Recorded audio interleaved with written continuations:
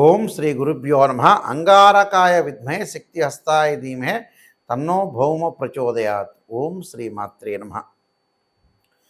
కుజగ్రహము భూ వివాదాలు, గృహ నిర్మాణము, వ్యవసాయము, ప్రమాదాలు, గొడవలు, తగాదలు, కోర్టు సమస్యలు, ఈ కెమికల్ కంపెనీసు, మెడికల్ ల్యాబొరేటరీసు, ఇవన్నీ కూడా తెలిపేది ఏమిటంటే అంగారగ్రహం. అలానే వివాదాలు, ఆర్గ్యుమెంట్స్ కూడా తెలిపే గ్రహం అంగారగ్రహం.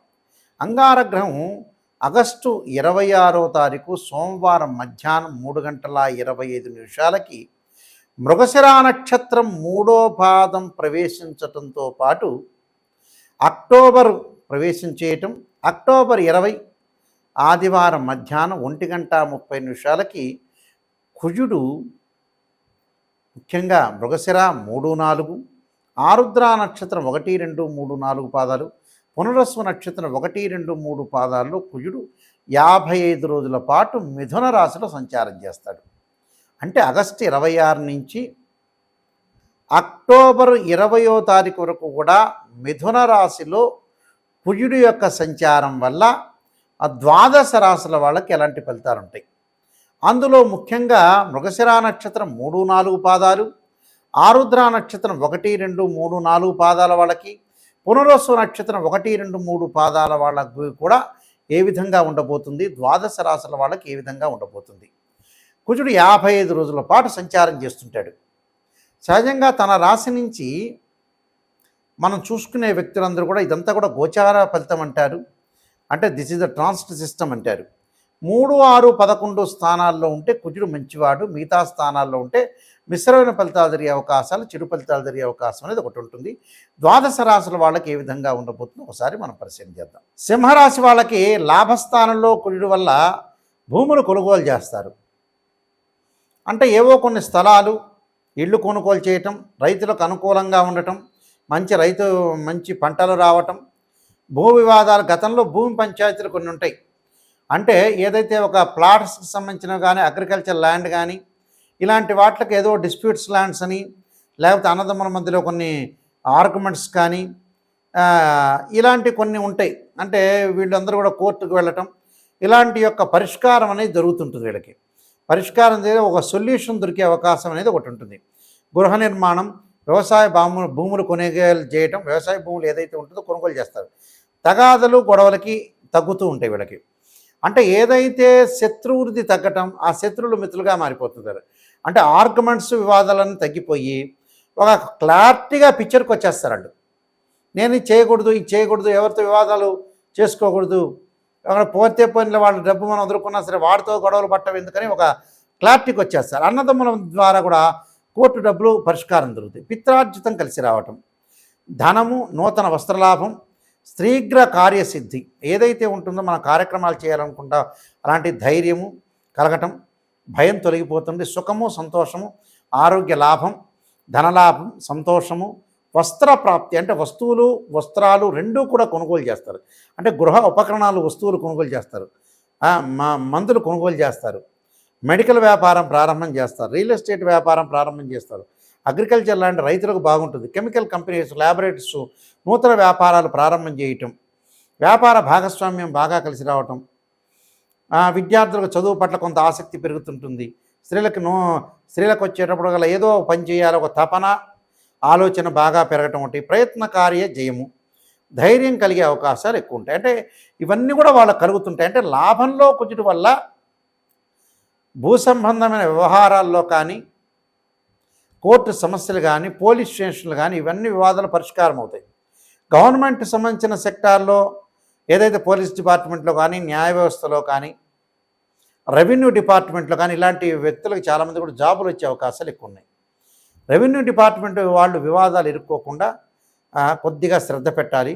అయితే వీళ్ళకు కూడా అందరికీ కూడా ఇంప్రూవ్మెంటు, ఉద్యోగపరంగా ప్రమోషన్లు, ట్రాన్స్ఫర్లు జరిగే అవకాశం, స్థానచలనం జరుగుతుంది.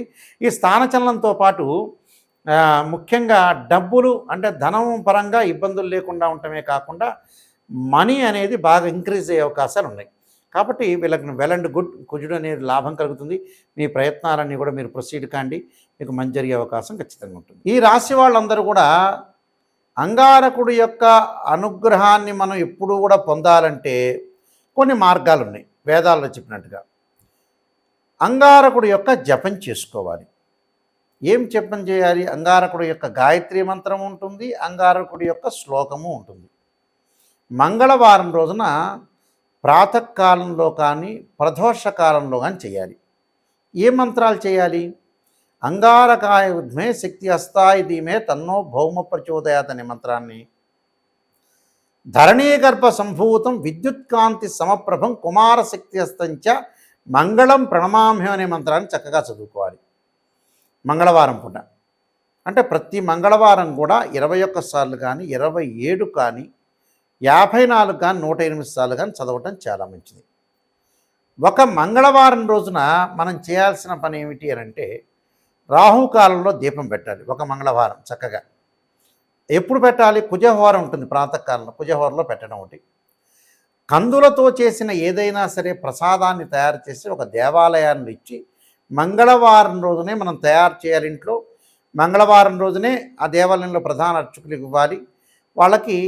వాళ్ళందరూ కూడా వితరణ చేస్తారు, వాళ్ళందరూ కూడా ప్రసాదం అనేది పంచుతుంటారు.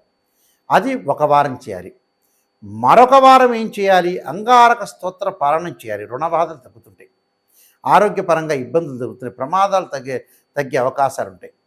కోర్టు సమస్యల పరిష్కారం కాని వ్యక్తులు కార్తవీర్యార్జున యొక్క మంత్రాన్ని చదవాలి. అదే మంగళవారం రోజున కుబేర మంత్రాన్ని కూడా చదువుకోవచ్చు. అంటే ధనపరంగా ఇబ్బందులు ఉన్నోళ్ళు, చిక్కులు ఉన్నోళ్ళు. ఓం యక్షాయ కుబేరాయ వైశ్రవణాయ ధనధాన్యాధిపతే ధనం ధాన్యం సమృద్ధిమే దేహిమే దాపై స్వాహ అనే మంత్రాన్ని చక్కగా చదువుకోండి. అంటే ఇవన్నీ కూడా చదువుకోవాలి. వివాదాలు, ప్రమాదాలు, ఆరోగ్యపరంగా నష్టము, భూ సంబంధమైన వ్యవహారాలు ఉన్న వ్యక్తులు కూడా కందులు దానం చేయండి. అంటే రియల్ ఎస్టేట్ రంగం వాళ్ళకు కానీ, భూ సమస్యలు కానీ, ఇళ్ళు కొనుగోలు చేయలేని వ్యక్తులు కానీ ప్రతిసారి కాలయాపన జరుగుతుంది. ఇలాంటి వాళ్ళందరూ కూడా కందులు దానం చేయండి. బ్రాహ్మడికి కందులు రాత్రిపూట నానబెట్టి ఉదయం పూట ఆవుకు పెట్టండి.